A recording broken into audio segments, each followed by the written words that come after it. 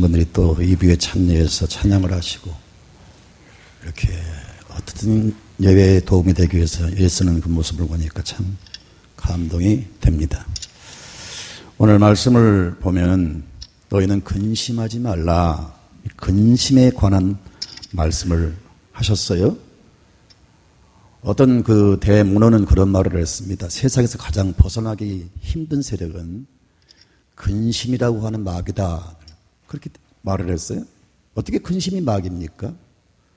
그렇게 평화한 것은 예수님은 언제나 용기를 주시고 희망을 주시고 삶의 기쁨을 주시고 승리할 수 있도록 도우시고 그래요. 그런데 마귀는 요한복음 10장 10절에 도적이 온 것은 도적질하고 죽이고 멸망시키서 왔다. 도적은 우리 집에 들어온 도적이 아니고 마귀를 말하는데 마귀가 이 땅에 존재하는 그 목적은 사람들에게 근심과 두려움, 공포, 염려, 불안 이런 것을 자꾸 사람 마음속에 심어주면서 그런 것들이 심령의 병이 되고 그런 것이 육체의 병까지 와서 사람이 불행해지고 세상을 빨리 떠나는 거죠. 그래서 마귀의 정체는 귀신의 정체는 사람을 속이고 사람을 죽이고 사람을 멸망시키는 것이 마귀의 속성이에요. 그래서 우리가 살아가면서 어떤 상황, 어떤 일을 겪어도 주님을 믿는 믿음을 가지고 그 두려움을, 근심을 떨쳐버려야지 거기에 묶여 있으면 안 됩니다. 그것은 성도의 모습이 아닙니다. 근심이라고 하는 것은 좋은 근심이 있어요. 예컨대 바울은 자기 동족이 다 구원받기를 그렇게 근심하면서 기도했어요. 지난주 수요일 밤에 아모스 선지자가 북이스라엘 나라에 하나님의 심판이 세 가지로 임한다고 환상을 통해서 계시하셨어요. 첫째는 황충이 재앙, 그 다음에 불재앙, 그 다음에 다림질 재앙, 이 세 가지가 임한다고 하셨는데 아모스 선지자가 나라와 민족을 위해서 근심하면서 기도를 했어요. 그러니까 하나님이 그 기도를 들으시고 그 재앙을 거두셨어요. 이스라엘 백성들이 황금으로 금송아지를 만들어 놓고 이것이 우리를 애굽에서 구원해낸 신이다. 이렇게 금송아지를 하나님처럼 떠받치니까 하나님이 이걸 주목하시고 대노하셨습니다. 이 백성들을 내가 완전히 진멸시키리라. 그렇게 하나님이 작정하셨어요. 그러니까 모세가 밤새껏 근심하면서 기도를 했더니 하나님이 재앙을 거두셨어요.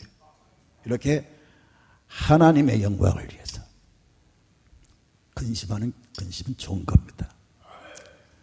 그리고 우리가 살아가면서 죄를 범할 때 근심이 생기는 거예요.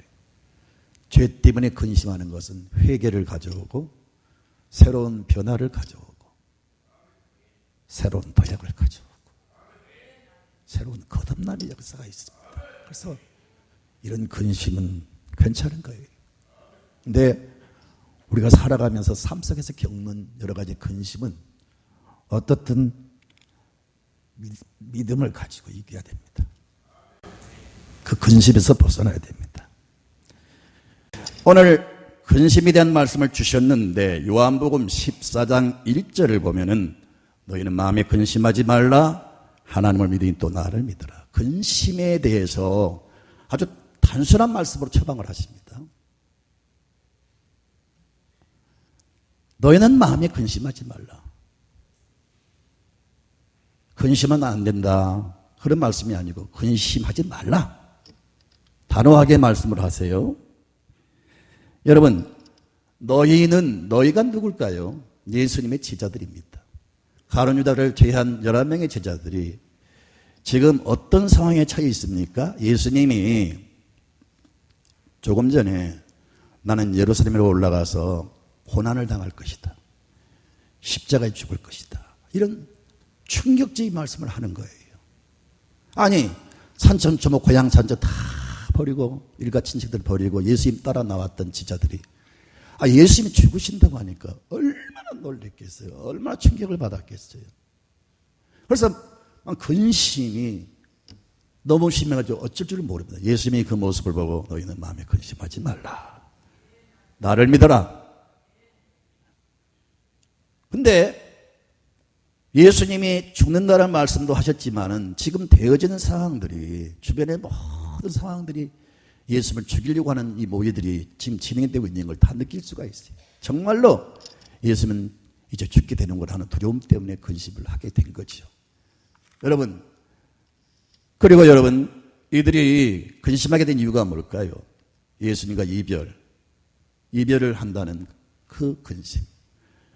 정말 우리가 이 어린 친구가 떠날 때 근심이, 그 어떤 마음의 아픔이 있더라고요. 목회자로 성도가 떠났을 때 아픔이 있어요. 여러분, 자식을 군대에 보낼 때 혹은 여러분 어디 외국 보낼 때 근심이 있죠. 더 나가서 병들어서 사람 남편과 가족이 세상을 떠났을 때 밀려오는 근심은, 그 슬픔은 이루 말할 수 없을 겁니다. 제자들이 3년 반 동안 이렇게 예수님과 동거동락하고 인생을 함께 했던, 자기를 그렇게 자기들을 이끌어주고 먹이시고 그렇게 위로해 주시고 그렇게 힘이 되어 주신 주님과 이별을 한다는 것, 죽음을 통해서 이별을 한다는 그 슬픔이, 그 근심이 컸습니다. 두 번째는 자신들의 어떤 그 기대하는 소망이 다 깨져버린 거예요. 자, 예수님이 갖가지 기적을 동원해서 군중들을 선동해가지고 권력을 잡고 왕이 되면은 우리는 장관이 되고 큰 권력을 잡는 사람이 되겠지, 그렇게 기대를 했는데 예수님이 돌아가시니까 그 기대가 싹 깨져버린 겁니다. 세 번째는 예수님이 처형을 당하실 때 제자들도 한 패거리다 해가지고 그렇게 이제 인정을 받아서 동시에 예수님 끌고 갈 때 자기들도 끌려가서 예수님과 똑같이 비참하게 죽지 않을까 하는 두려움과 근심이 있는 거지.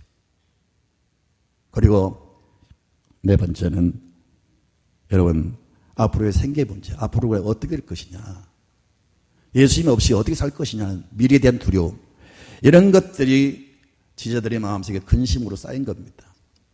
우리도 마찬가지입니다. 사랑하는 가족과 이별할 때, 혹은 여러분 평생을 노력했는데 20년, 30년을 그것만 바라보고 왔는데 이루어지지 않았어요. 허망하고 근심이 있는 거죠. 그리고 불길한 예감.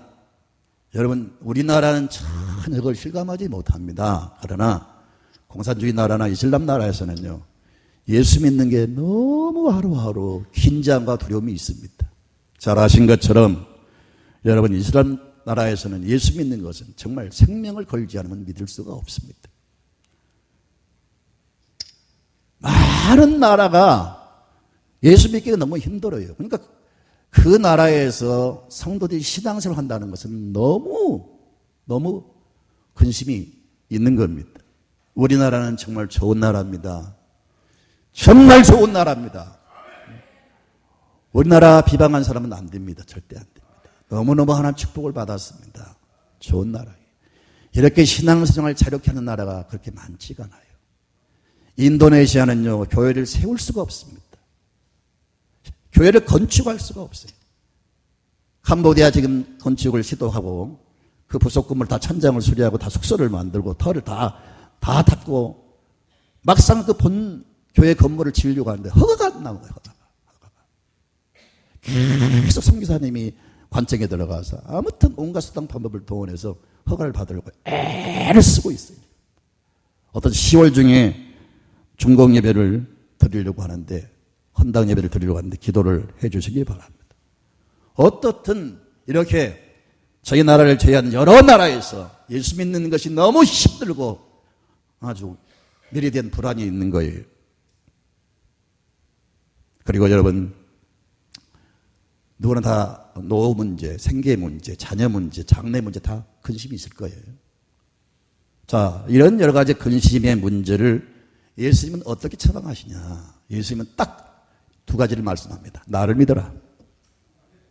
아멘. 그리고 소망을 가져라. 두 가지가 근심의 처방이에요. 다시 1절을 보겠습니다. 1절을. 시작. 너희는 마음에 근심하지 말라. 하나님을 믿으니 나를 믿어라. 나를 믿어라. 나를 믿어라. 예수님을 믿으면 여러분 근심을 물리칠 수가 있습니다.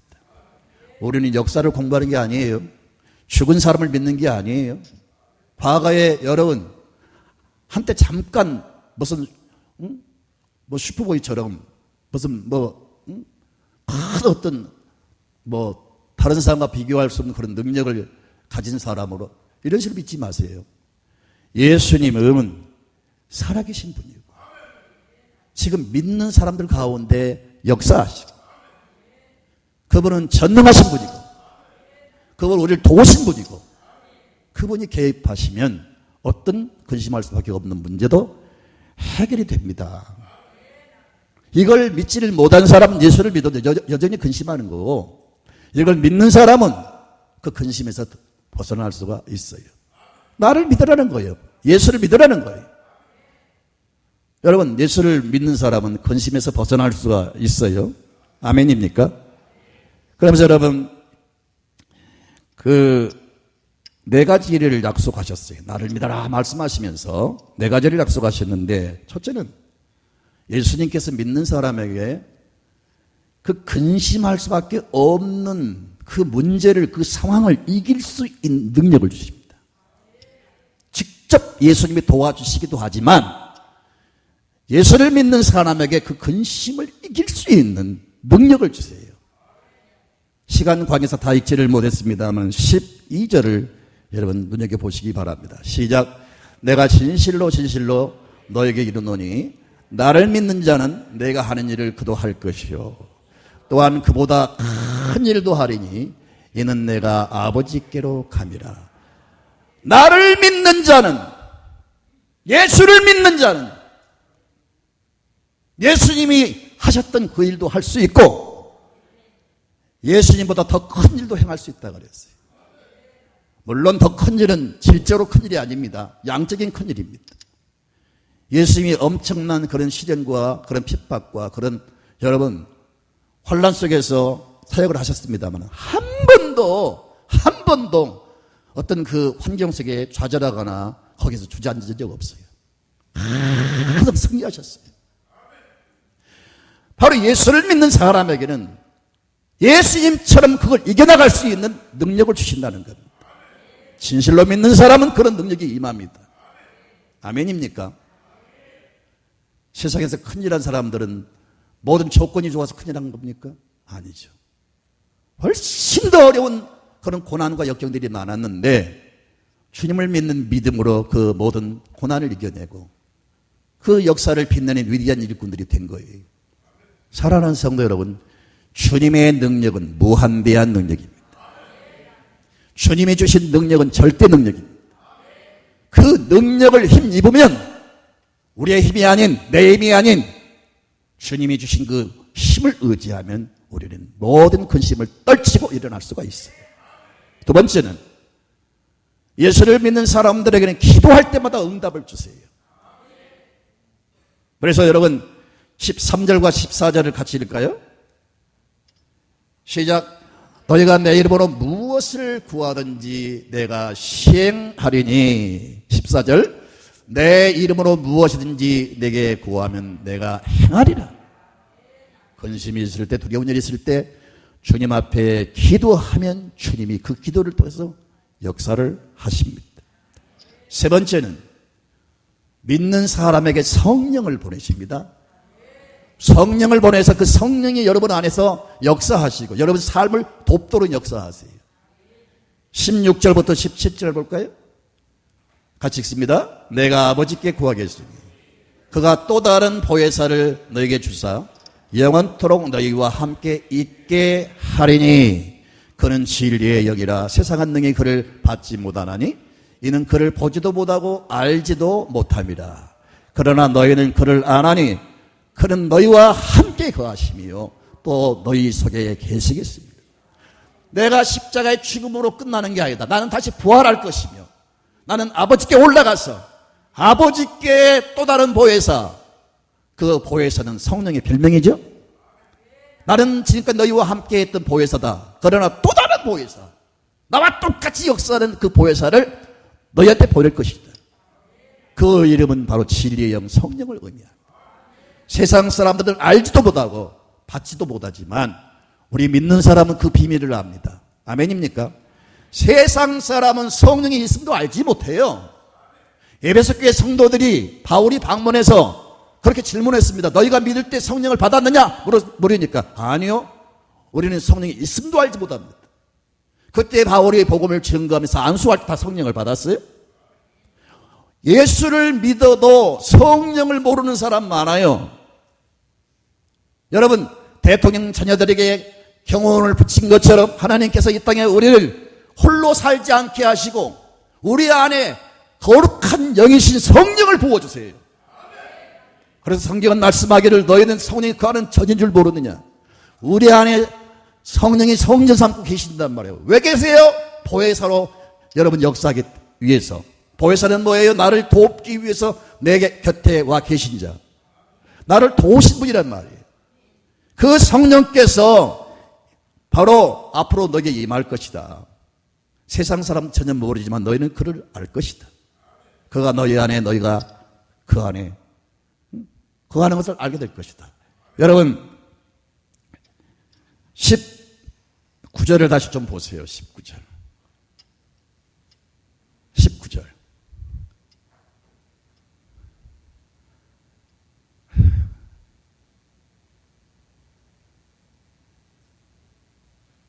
20절인가요?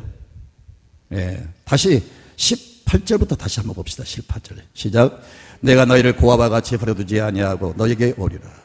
아니 제가 잘못했어요. 16절부터 17절 시작.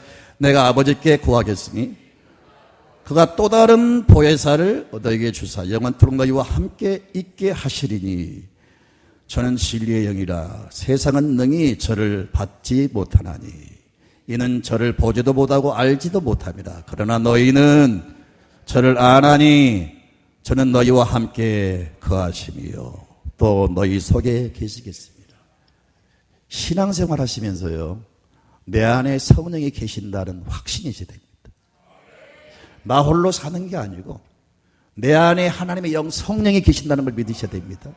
성령은 진리의 영이십니다. 그래서 우리를 죄짓지 못하도록 역사하시고 바른 길로 인도하십니다. 하나님의 말씀을 깨닫게 하십니다. 그리고 성령은 전능하신 창조의 영이세요. 그래서 그분이 우리 안에 거하시면서 우리를 돕기를 원하세요.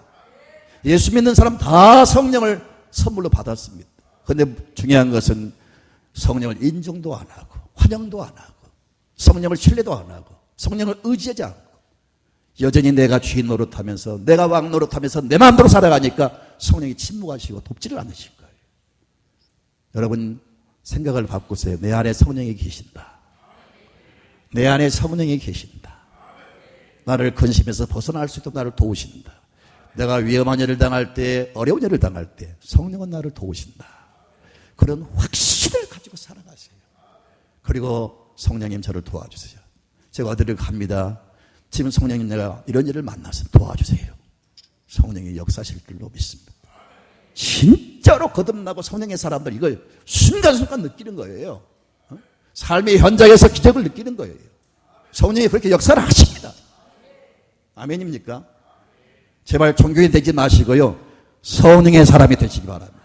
육의 사람이 아니라 영의 사람이 되시기 바랍니다. 그러면 성령이 영원토록 저희와 함께 하실 줄로 믿습니다. 뿐만 아니라 여러분 예수님이 직접 또 우리와 함께 하신다고 그랬어요. 자 18절부터 20절 시작. 내가 너희를 고아와 같이 버려두지 아니하고 너희에게로 오리라. 조금 있으면 세상은 다시 나를 보지 못할 것이로되 너희는 나를 보리니 이는 내가 살아있고 너희도 살아있는 것을 너희가 알리라. 예수님이 죽음으로 끝난 게 아니라 다시 부활하셔서 보좌는 천국이지만 하나님 우편에 보좌가 정해져 있지만은 여러분 시간과 공간을 초월해서 역사를 하세요. 다른 종교와 달라요. 다른 종교 사람이 만든 거예요. 사람의 머리에서 나온 것을 믿는 거예요. 아무 능력 없는 사람의 가르침을 따르는 거예요. 그러나 예수님은 죽음에서 부활하시고 지금 우리 가운데 역사를 하세요. 그래서 우리 기독교는 삼위일체 하나님을 믿습니다. 성부, 성자, 성령 삼위 하나님이 우리와 함께 하세요.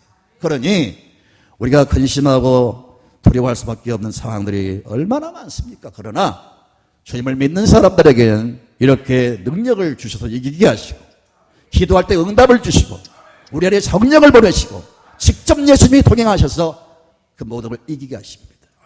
그래서 우리가 근심할 수밖에 없는 세상에서 이겨나갈 수가 있는 거예요. 근심을 초월할 수 있는 거예요. 아멘입니까? 1930년 전까지는요, 세계에서 가장 큰 선교단체가 여러분 허더슨 테일러를 아시죠? 중국의 그 선교의 대부, 이분이 만든 중국 내지 선교회입니다. 지금은 우리 교단도 2,500명이 넘는 사람들이 지금 나가 있어요. 제가 선교사를 심호하는 그런 일을 맡고 있습니다. 근데 이 많은 선교사들이 나가 있어서 저희 교단이 참 선교 많이 하는 교단으로 이제 인정을 받고 있는데 30년 전까지는 이 허드슨 테일러가 만든 중국 내지 선교회 선교사가 1368명이 나갔어요. 근데 이 선교사를 모아서 훈련시켜서 각 그 중국 전 지역으로 보내면서 일체 사례금을 정하지 않았어요. 그냥 빈손 나가라. 누구한테 구걸하거나 누구한테 도와달라 말하지 말아라. 그냥 맨손으로 보낸 거예요. 거기서 직접 주님을 믿고 도전하라. 부딪혀라. 그렇게 해서 이 1368명이 중국을 뒤에 엎어버린 거예요. 물론 문화혁명이 일어나서 많은 기독교 핍박을 받았어요. 여러분, 믿음이 미지근한 성도들은 중국을 가서 좀 보세요. 중국에서 예배드리는 모습을 보고요, 도전을 좀 받으세요. 상상할 수 없는 열정과 기쁨과 여러분 예배드리는 모습이 달라요. 완전히 달라요. 얼마나 예배드리는 모습이 진지한지.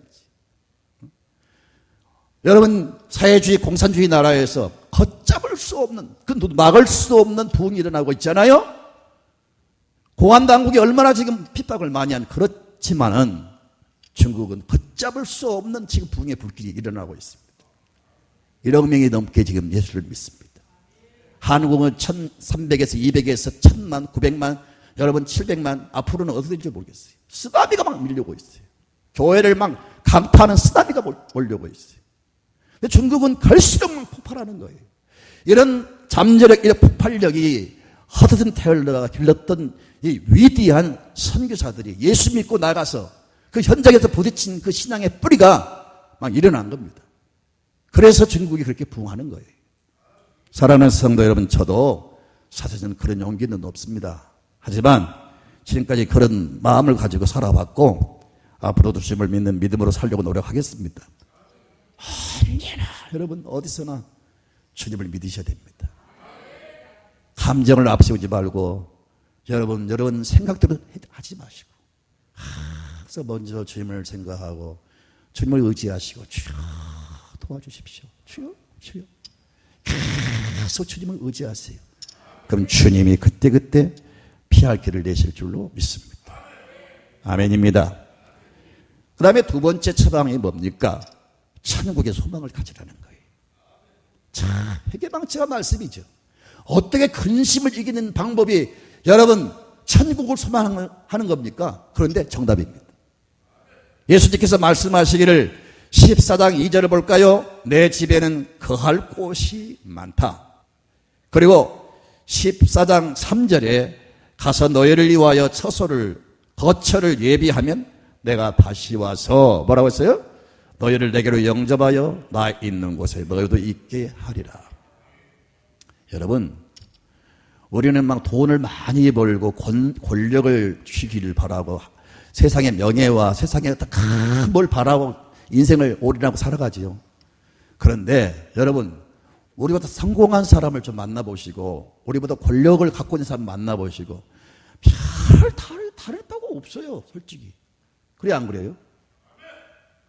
무슨 장군이나 장관이나 뭐 대단한 사람들 생각하는데 그들 마음 생각 그들의 삶의 스타일 볼 때 그렇게 무슨 행복하고 그렇게 뭐 대단한 것이 아니에요. 지난주 수요일 밤에 여러분 들으셨잖아요. 북이스라엘 왕이 그 권력을 잡은 것 모든 주변 나라에 여러분 그 여교를 해가지고 철저히 보장을 받지만 하나님이 그냥 쳐버리잖아요. 하나님이. 그러면서 하나님 말씀하시기를 허무한 것이라고 해서 허무한 것. 허무한 것. 돈을 가진 사람도 허무함을 느낍니다. 명예를 가진 사람도 허무하게 살아갑니다. 권력자도 허무하게 살아가요. 인생을 정말 행복하게 사는 사람이 그렇게 많지가 않아요. 가진 사람일수록, 여러분 권력을 가진 사람일수록 더 허무함을 느낄 겁니다. 다 어차피 두고 떠나잖아요. 그러면 그 재산 놓고 가는 거 진짜로 막 괴로울 거고 허무할 거예요. 어메 꼴까닥 하려다가도 어메 그냥 나 간다 어메 그런 거예요. 그래서 세계 제일 가는 부여를 누리고 가장 명예를 누린 그 솔로몬이 뭐라고 했어요? 모든 것이 헛되고 헛되며 헛되도다. 그러니까 우리가 이 땅을 살아가면서 내일에 대한 희망을 가져야죠. 우리가 열심히 건전한 생각을 가지고 꿈을 가지고 노력을 해야죠. 그걸 부인한 건 아니에요. 그래서 우리가 막 성공을 하고 돈을 벌고 우리가 높은 자리에 올라가고 그래서 우리가 그 자리에서 그 능력을 가지고 우리가 선한 일을 많이 하고 하나님 영광을 살아가면 얼마나 좋겠어요? 그래 안 그래요? 그렇게 살아가면 얼마나 보람이 있겠어요? 죽어도 따뜻하고요. 자손들에게 당당하고요. 근데 그렇지 않게 살아가는 사람들이 태반입니다. 그러니 그런 불신앙의 사고를 가지고 살아가면 인생을 아무리 화려하게 살아도 허무하게 끝납니다. 그러니 이 땅에 아무것도 진정한 소망이 안 되는 거예요. 그러니까 소망이 안 되는 것을 붙잡고 살아가니까 근심을 떨쳐버릴 수가 없는 겁니다. 대통령 근심이 많을 겁니다. 노태 대통령 어떤 그 말을 들어보니까 내 발로 자유롭게 한 1000m만 걸어봐도 좋겠다. 그런 말을 했더라고요. 여러분 세상 것은 아무것도 여러분 진정한 우리에게 여러분 담대한 거야 소망을 주지 못합니다. 진정한 소망은 뭐냐? 영원한 것이 진정한 소망입니다. 영원한 것이 뭐냐? 천국이 천국.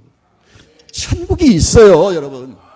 예수를 믿으면서 천국을 믿지 않으면 그건 뻥이에요, 뻥. 천국을 믿지 않으면 신앙은 수고로 끝나고 아무런 가치가 없는 거예요.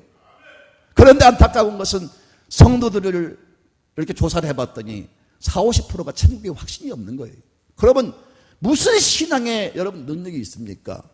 기독교의 진수는 믿음의 진수는 천국인데 그 근심에 떨고 있는 제자들에게 무슨 말씀을 하십니까?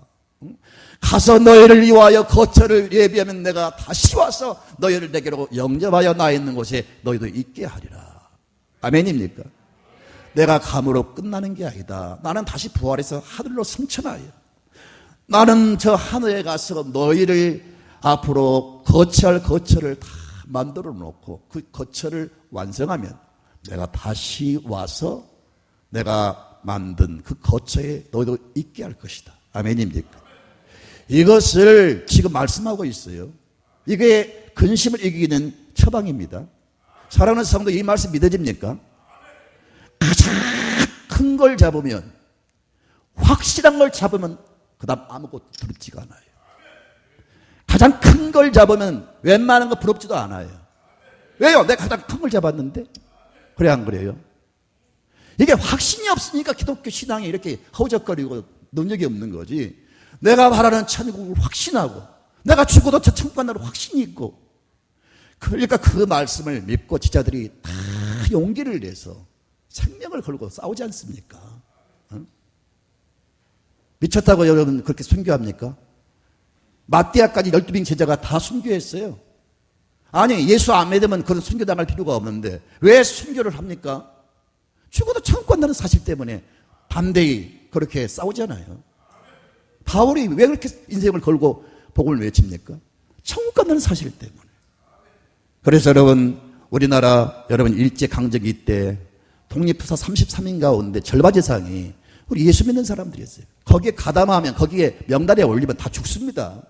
그런데 물론 나라와 민족을 위해서 그들이 전면에 나섰지만 우리가 이 신앙의 자유를 얻기 위해서 그들이 싸운 것은 독립도 중요하지만 이 나라의 신앙을 다 빼앗겼잖아요. 교회를 다 불살라버리고 그러니 신앙을 지키기 위해서라도 그들은 싸웠잖아요. 그래서 여러분 그 33인 가운데 그 많은 사람들이 기독교 신자들이었어요. 죽어도 우리 천국 간다는 그 확신 때문에 그렇게 위험을 무릅쓰고 들어간 거예요. 여러분, 길선주 목사님, 손양호 목사님, 참 그 주기철 목사님 다 한결같이 천국을 향한 신앙을 가졌습니다. 길선주 목사님이 평양 장대인교회에서 부흥회할 때 1907년도에 최초로 한국에 공개적으로 성령이 임했습니다. 저분이 부흥회를 인도할 때 부흥회 주제가 천국이었어요. 그래서 이 천국을 증거하기 위해서 이 요한계시록을 10,000번을 읽었답니다. 10,000번. 요한계시록을 10,000번을 읽었대요. 이것만 외쳤어요. 근데 놀라고 회개하다 보면 엄청난 죄종들이 나오고 한국이 놀라운 부흥이 일어난 거예요. 한국교회가 천국을 회복해야 됩니다. 여러분 가슴에 천국을 회복해야 됩니다. 천국에 대한 소망과 확신이 없으면 여러분 믿지 않는 사람 다를 바가 없습니다. 불행하게 살다 갑니다. 예수를 믿어도 별 능력을 체험하지 못할 겁니다. 천국을 확신하세요. 오늘 여러분 두 가지 예수님의 처방, 우리는 근심할 수밖에 없습니다. 참, 이 근심을 벗어나고 싶은데 얼마나 많은 문제로 근심합니까? 안 할 수가 없죠. 근심할 수밖에 없는 우리 세상을 살아가지만 근심을 떨쳐버리고 이길 수 있는 비결 두 가지입니다. 나를 믿어라. 예수를 확실히 믿는 사람. 네 가지 약속했죠? 기억나십니까? 이길 수 있는 능력을 줄 것이다. 기도할 때 응답을 줄 것이다. 성령을 통해서 너희를 도울 것이다. 내가 세상 끝날 때까지 너희와 항상 함께 할 것이다. 이것이 주님의 약속입니다. 또 한 가지는 영원히 우리가 거하는 천국이 있다. 최고의 귀한 선물, 최고의 소망은 천국인데 너희는 그것을 꽉 붙잡으면 아무것도 무섭지가 않고 두렵지가 않을 것이다. 그 소망을 꽉 붙잡아라. 아멘입니까? 이 믿음 가지고 살아가시길 바랍니다.